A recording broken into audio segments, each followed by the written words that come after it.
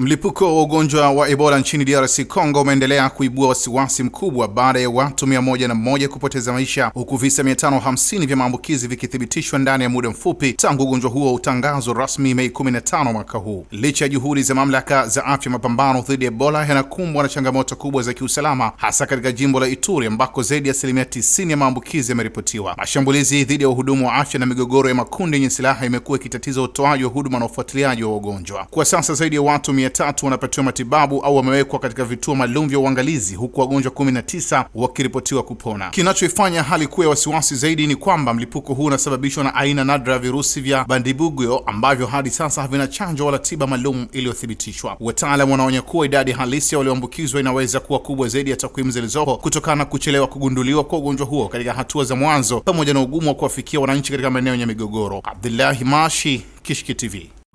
Kishki TV, nuru ya dini yako.